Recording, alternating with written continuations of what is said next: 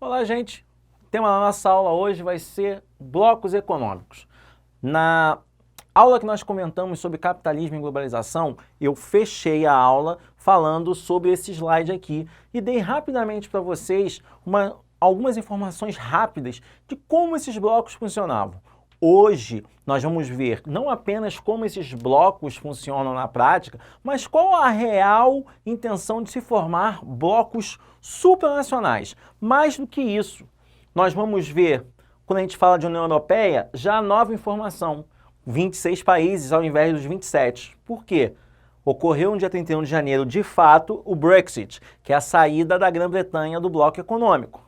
Vamos falar do euro e vamos falar do espaço Schengen, que é uma área de livre circulação na Europa entre os países, alguns deles que nem fazem parte dessa União Europeia, certo?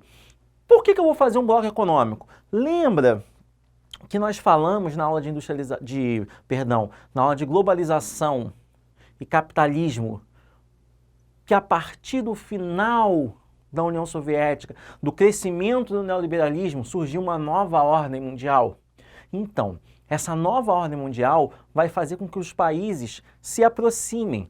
Por que eu vou fazer um bloco econômico? É aquele velho ditado, a união faz a força. Nesse momento, a união desses países vai forçar uma nova negociação. Eu não vou negociar individualmente apenas com um país, eu vou negociar com todo o bloco. E o primeiro país que teve essa sacada, por incrível que pareça, não foi os Estados Unidos, foi o Brasil com a Argentina, no início da década de 80. E por que foi o Brasil e a Argentina? Eu vou te explicar lá do início, porque eu gosto de trabalhar um pouquinho com história. Existia um conflito no início da década de 80 entre Argentina e Grã-Bretanha pelas Ilhas Malvinas, as famosas Ilhas Falkland.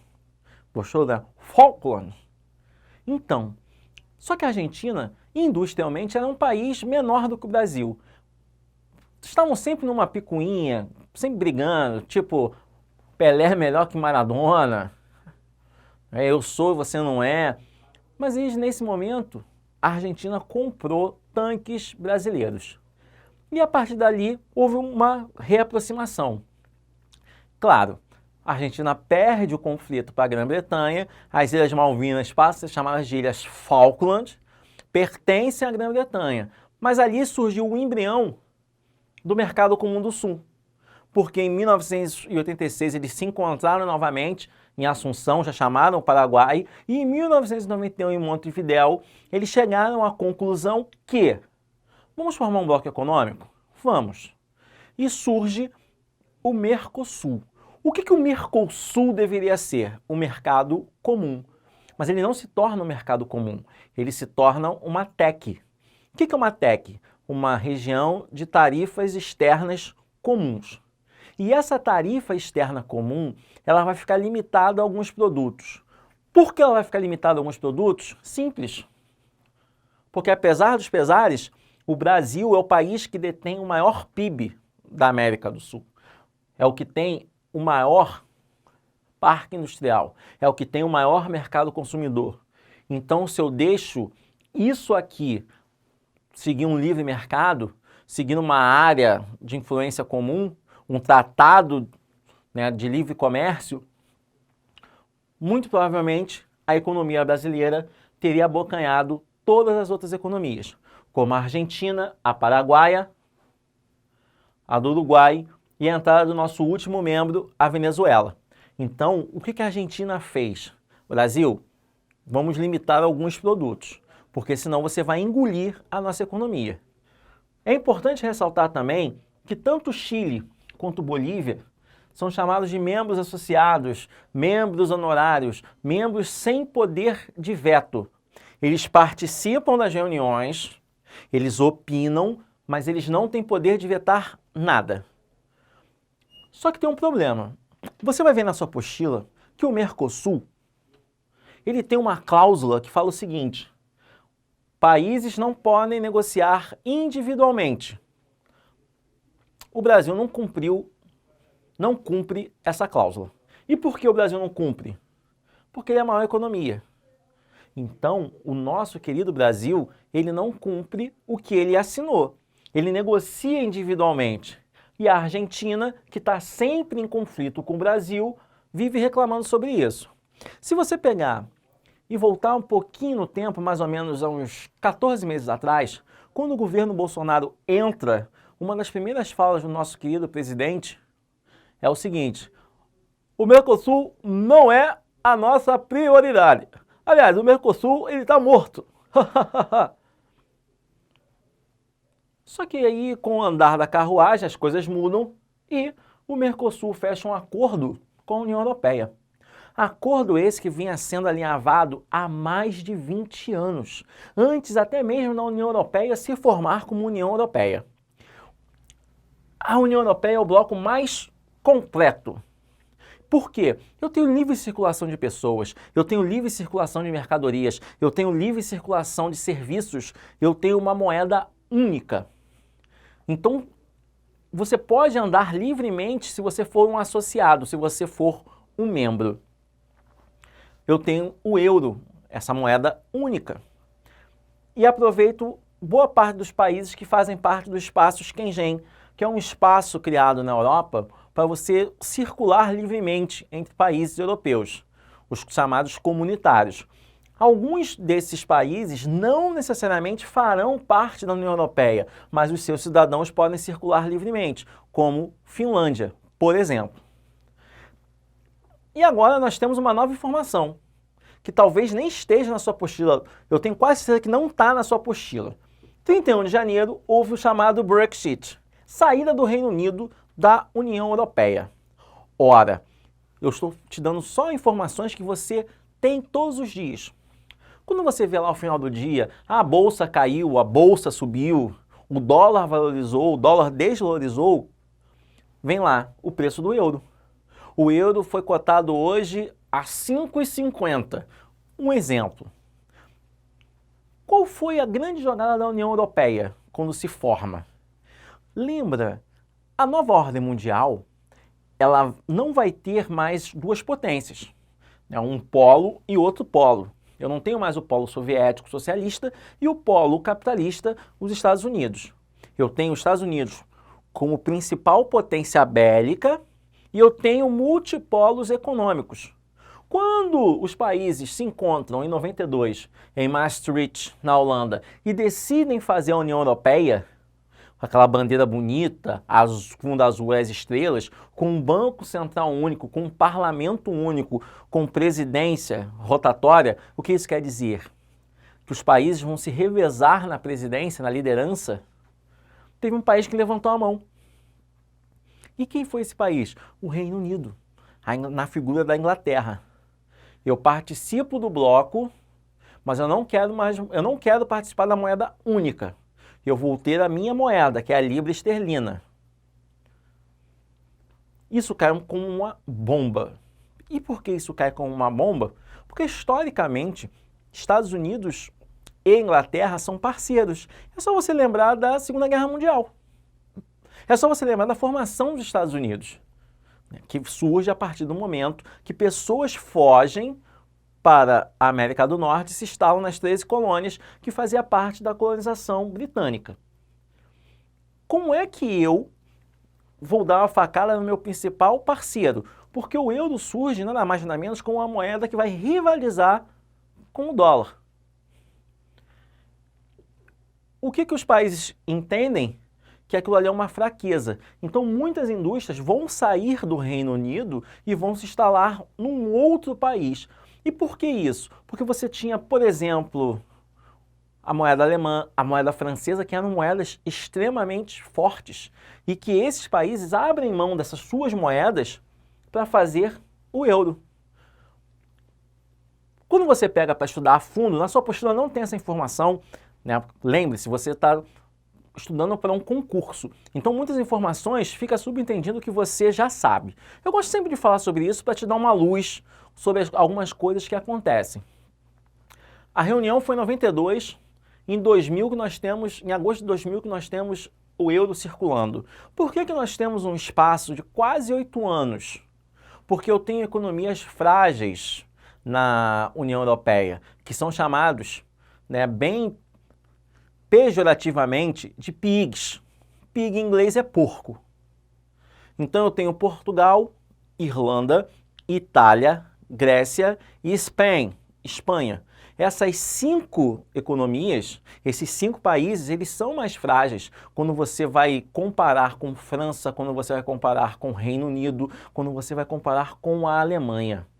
Então eu dei um espaço para esses países poderem se reestruturar e a partir dessa reestruturação eu tenho um pseudo-equilíbrio entre eles. Por que um pseudo-equilíbrio? Eu vou emprestar dinheiro para eles investirem em educação, para eles investirem em saúde, para que no momento que eu faça essa União Europeia, a partir do momento que eu tenho essas pessoas circulando entre os países membros, eu não tenha uma população migrando toda para a Alemanha, por exemplo. Então eu dei 8 anos para ter uma reestruturação, para que na hora que saísse do papel de fato, aqueles países membros, que no primeiro momento são 15 países, que eu não tenha uma fuga de pessoas para um determinado país. Eu tenho que ter o quê? Um equilíbrio. Mas essas economias, na sua base, elas continuam sendo frágeis, porque são economias que dependem muito ou da agropecuária, ou da exportação de minérios, ou do turismo, como a Grécia. Em determinados momentos, né, nos últimos 15 anos, todos os momentos de crise dessa União Europeia foram provocados pela Grécia. E por quê? Porque a Grécia é um país que depende muito do turismo e a sua economia é baseada em assistencialismo. Até mais ou menos 5 anos atrás, a Grécia oferecia aos seus servidores um 15º salário. E quem é que botava a mão para pagar esse 15º salário? O governo. Então, quando você tem um momento de crise e que chegou-se a cogitar a retirada da Grécia do bloco econômico, você empresta dinheiro àquele Fundo Monetário Internacional, lembra que nós falamos na globalização? Ele vai emprestar o dinheiro para tentar restabelecer a Grécia e vai falar o seguinte para a Grécia: Grécia, fecha a torneira, dá uma segurada na gastança que você vai passar por uma austeridade fiscal. Todos esses termos têm na sua apostila. Austeridade fiscal, eu ser duro com algumas coisas. Cortar benefícios. Eu não preciso ter um 15º salário, nem um 14º. Então eu vou investir em outras coisas. Está acontecendo novamente, ou aconteceu novamente, no coronavírus. Quais são os 2 países que estão penando na Europa? Itália e Espanha. Porque são economias mais frágeis. A Alemanha, ela está passando pelo mesmo problema, mas ela está conseguindo avançar. A França passa pelo mesmo problema e ela consegue avançar, certo? E claro, ainda não posso te falar qual o impacto da saída do Reino Unido do bloco econômico. Perda de emprego, fato. Dificuldades para negociar, fato. Porque a partir do momento que o Reino Unido sai, e a Irlanda fica, eu tenho uma barreira física, uma fronteira alfandegária física a partir da Irlanda. Então eu vou ter que negociar melhor. Lembre-se, o Reino Unido são ilhas. Eu tenho lá Escócia, País de Gales, Inglaterra e Irlanda do Norte. Então eu vou ter que negociar muito bem esse pacto para eu não sair tão prejudicado, certo? Por último, o NAFTA. Tratado Comercial da América do Norte. Lembra que nós falamos na aula de globalização e neoliberalismo que o México foi convidado? Aí eu botei aquela imagem, né, aquele slide que fala, ó, entrada de serviço. Fiz a brincadeira com a entrada de serviço. Esse tratado de livre comércio, o México é a pior economia deles. Fundado em 94. Qual foi a sacada dos Estados Unidos? Opa! Eu vou chamar os meus amigos para fazer um acordo, eu tenho um crescimento econômico, porque o Canadá já está diretamente atribuído e atrelado aos Estados Unidos. É praticamente o 51º estado. É uma economia que nós chamamos de economia apêndice. Eu tenho o México, que vai me oferecer leis ambientais brandas, uma mão de obra extremamente barata e um mercado consumidor muito grande. Vamos fazer. Entre Estados Unidos e Canadá, eu tenho livre circulação de pessoas, entre o México, não. E isso é muito fácil, senão o México todinho se muda para os Estados Unidos. Então eu fecho as fronteiras. Começou o bloco. Ah, vamos fazer parceiros, vamos ter livre concorrência, neoliberalismo, livre concorrência, lembra? Só que chega um momento que as empresas mexicanas começam a ficar na mão das empresas estadunidenses. E o salário do mexicano vai aumentar? Não. Pelo contrário, eu vou achatar esse salário. Por quê? A indústria mexicana não consegue concorrer com a indústria estadunidense e com a indústria canadense. O que o México deveria ter feito? A mesma restrição que a Argentina fez para com o Brasil. Tá, beleza, o tratado é de livre comércio, mas tem coisas que não podem ser com impostos muito baixos, senão a minha economia vai para ralo, senão acaba a minha economia, senão a minha economia é terra arrasada. É o que acontece com o México. O que vai acontecer? Bem, se tá ruim você dentro desse bloco, se você sair fica pior, porque você fica isolado. Teremos alguns problemas. A economia mexicana ela é extremamente dependente da economia estadunidense. Os Estados Unidos transferem para o México as chamadas empresas maquiladoras, que são empresas que vão produzir com mão de obra mexicana e que serão vendidas pelo comércio estadunidense a preço dos Estados Unidos. Grande pulo do gato? Ora, um cidadão mexicano não vai ganhar a mesma coisa que um cidadão dos Estados Unidos, certo? Isso foi uma grande sacada. Coloquei aqui para você, nesse quadro pequeno, os 3 principais blocos econômicos. Claro, nós temos outros blocos econômicos pelo mundo, como a ALAD, o Pacto Andino, a SADC, o EFTA, o SEI, que é a Comunidade dos Estados Independentes, que são formados, né, pelas aquelas repúblicas que saíram da União Soviética, o CARICOM, que é o pessoal do Caribe. Mas os mais importantes são esses 3 aqui, a APEC e a ASEAN. Tranquilo? Quando você pega na página 642 da sua apostila, você tem lá os tratados econômicos. E aí você tem zona de livre comércio, NAFTA. Você tem TEC, zona alfandegária, Mercosul. Você tem livre comércio, livre circulação de pessoas, moeda única, União Europeia. União Política, União Europeia. Por isso que ele vai ser o bloco mais completo. Muita atenção quando você vê União Europeia com o crescimento da União Europeia.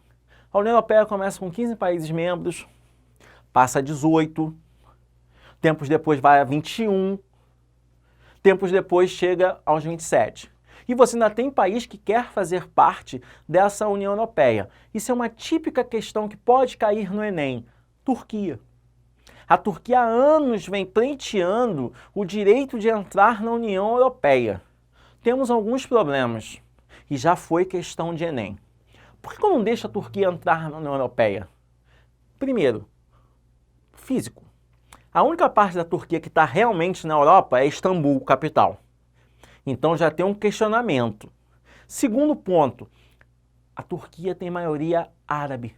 E eu não quero deixar que os árabes entrem na minha economia. Então eu sempre fico inventando uma desculpa para adiar a entrada da Turquia nesse bloco econômico.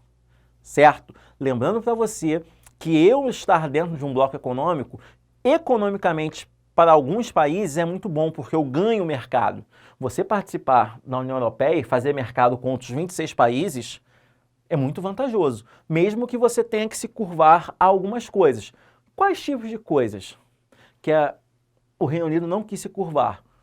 Você tem um acordo de imigrantes. Não, você vai ficar com X imigrantes, eu fico com Y, ele fica com X ao quadrado. O Reino Unido não quis se curvar a isso. Você ter que cumprir determinadas regras, como política única, como moeda única. Então, tudo isso faz parte do jogo. Essa flexibilidade econômica para você ter uma negociação melhor. Então, quando nós temos blocos econômicos, é impossível não falar de encontros como a rodada de Doha, no Catar, que esses países vão se encontrar de forma individual, mas pensando nos blocos. Quando eu vou ter negociações no G7, antigo G8, porque eu suspendi a Rússia por conta do conflito com a Ucrânia, no G20, né, quando eu faço aquela foto bonita, eles estão ali de forma individual, mas eles estão pensando no grupo. E claro, as negociações entre esses blocos econômicos, que é algo muito importante. Então, eu estava ali, a gente estava conversando com o Bruno, nós basicamente demos o grande tripé da nossa economia, da frente 2 da geografia. Nós falamos sobre capitalismo, nós demos uma pincelada na forma de industrialização, principalmente a industrialização brasileira, que você precisa saber. Falamos de globalização e fechamos com blocos econômicos. Não tem como você fazer uma boa prova, principalmente de Enem, se você não souber sobre blocos econômicos. Não tem como você se desenvolver bem se você não tiver a noção do que é a globalização, do que é a internacionalização. São conflitos entre os blocos que você está sempre discutindo. Por incrível que pareça, o bloco mais completo talvez seja o mais problemático também. E por quê? Eu fiz uma união monetária, eu fiz uma união política, mas como é que ficam as minhas particularidades, a minha cultura? Por exemplo, a Itália. Você vê lá que a sede do Vaticano fica na Itália. Então você vê lá, em nome do Pai, do Filho e do Espírito Santo. É uma coisa lá bem religiosa, bem puritana. Né? O Papa caminhando lá, sereno. A Holanda faz parte desses países membros. A Holanda, droga é vendida na farmácia. Perdão. Prostituição não é crime. E você não tem atentado violento ao pudor. Você já imaginou quando um italiano vai na Holanda e se ele tiver o azar de ver tudo isso num dia só? Ou se o holandês sai para dar uma voltinha na Itália e ele esquece que ele está na Itália? Teremos conflitos diplomáticos. Porque eu faço parte de um bloco econômico, mas eu tenho leis. Um outro exemplo clássico. O alemão com o francês, ou o francês com o britânico. Você sabe, você estuda história. Você teve um conflito de 100 anos entre França e Inglaterra. Você tem uma rivalidade histórica entre Alemanha e França. Então, na hora que você senta para negociar esse tipo de coisas, a indústria, o comércio, a base tarifária de algum produto, você vai esbarrar nesse tipo de questão. Então, mesmo depois que a pedra inaugural da União Europeia foi feita, lá com a CECA, a Comunidade Europeia do Carvão do Aço, logo após a Segunda Guerra Mundial, você ainda tem esse tipo de problemas para serem resolvidos. E fora a loucura que o mundo está. Eu estou te dando essa videoaula em plena pandemia. Nós não sabemos quando a pandemia acabar, como é que vai ficar aquele capitalismo? Como é que vai se desenvolver esse neoliberalismo? Nem a sua apostila, porque a sua apostila está muito antes disso. Então nós temos que ficar bem atentos do que vai acontecer, qual o desdobramento que essa atualidade econômica vai nos trazer. O que eu quero que você tenha noção é esses 3 pontos no primeiro momento. É claro que se alguma mudança ocorrer no meio do caminho, nós temos como alinhavar e amarrar de uma outra forma diferente, certo? Lembrando para você, hashtag tira o pijama. Quando essa aula estiver disponível para você, nós vamos estar ali para tirar as suas dúvidas e ler sempre o que eu falo para você vestibulando. Você está em casa? Dá uma olhadinha nos canais do que está acontecendo, do que está sendo negociado. Pegue lá as nossas videoaulas mais antigas para assistir. Faça a apostila, leia a apostila, tenha base. Leia jornal, leia alguma revista, se informe. Eu estou sempre falando para você o quê? Informação. O meu aluno de vestibulando, ele não pode se privar da informação, até mesmo na hora que você for fazer uma redação. Já pensou? Se a redação, o tema da redação do Enem for Brasil, Sociedade, como é que ficou o Brasil pós-pandemia? Você vai ter que falar de economia. E economia é a base de tudo. Tanto é que existe agora uma grande discussão se nós acabamos com o isolamento ou se nós continuamos com o isolamento, porque você tem que ter as pessoas circulando para comprar, certo? Um forte abraço e até a próxima!